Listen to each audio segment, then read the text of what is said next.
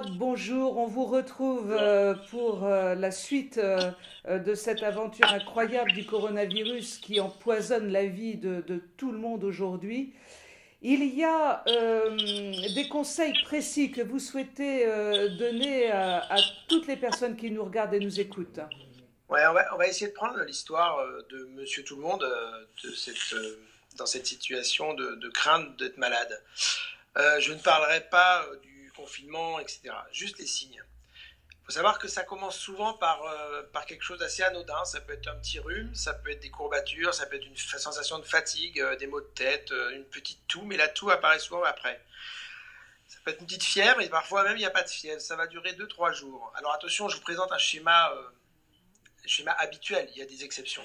Ça peut être une petite diarrhée. Bref, rien de très spécifique. Donc aujourd'hui, nous, on va considérer, en tant que soignants, que tout petit signe infectieux est jusqu'à preuve du contraire un Covid.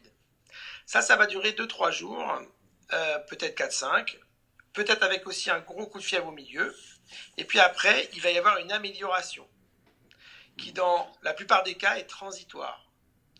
Je vais insister sur 2 périodes. La première période dont je viens de parler, qui est une période très fragile parce que ça veut dire que les gens vont se dire non, c'est pas possible que je l'ai, et donc ils vont continuer à sortir, à aller faire leurs courses, à croiser des gens, ou même dans leur propre famille, donner un coup de main, servir à table, enfin des choses qui nous paraissaient jusqu'à il y a 15 jours complètement anodines, mais qui ne le sont pas dans ce cadre-là. Et donc vous avez cette deuxième période qui va être la même chose, c'est-à-dire que cette deuxième période, au bout du 4e, 5e jour, où il y a une amélioration. Les gens se disent ça y est, je suis guéri. Et là, une proportion non négligeable de patients vont dire ressortir, repasser à table avec tout le monde, etc. Or, il peut y avoir une deuxième aggravation après le 5e, 6e, 7e, jusqu'au 10, 12e, voire 14e jour, et qui peut apparaître, et c'est à ce moment-là, souvent, que l'hygiène respiratoire est importante. Donc, quand vous avez des signes, essayez de noter le premier jour des signes. Et là, vous allez pouvoir raconter votre histoire, écrire votre histoire, votre propre histoire. Ça va être très important pour votre médecin. Et puis surtout, vous allez vous isoler. Et même si ça va mieux au bout de 3 jours, restez isolé. Ça, c'est précieux. C'est une chose. Deuxième chose, je vais parler de l'organisation du soin. Quand vous êtes dans les premiers jours, que vous avez fait ces petits signes anodins, vous vous isolez. Mais vous ne sautez pas, vous ne courez pas au centre Covid. Ça ne sert à rien. Vous allez, à part, si vous ne l'aviez pas, risquer de l'attraper.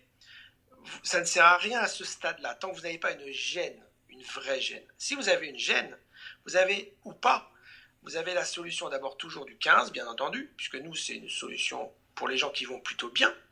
Mais vous avez surtout la solution de votre médecin traitant par téléphone ou par téléconsultation, selon qu'il soit équipé ou non. Le médecin traitant, avec des tests très simples, va vous expliquer par téléphone et discuter avec vous et vous évaluer. S'ils estiment qu'il faut un examen complémentaire, au lieu de vous faire venir à son propre cabinet, il vous demandera d'aller au centre.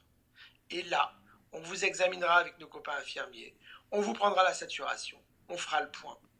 Et on décidera si vous repartez à domicile ou s'il faut aller à l'hôpital pour un petit peu d'oxygène. Une chose, si vous êtes très gêné, appelez le 15.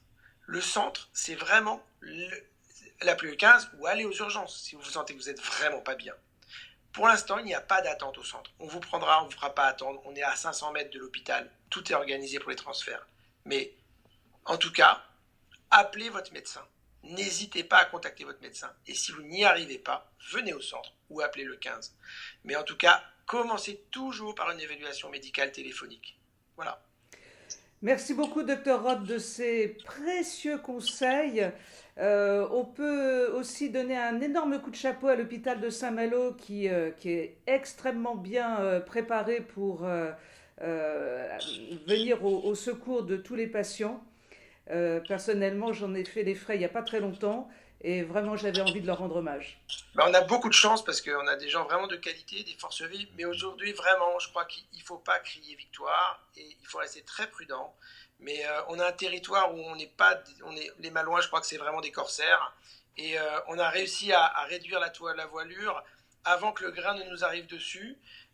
Mais on a eu surtout de la chance parce que, enfin on a de la chance, je mesure mes propos.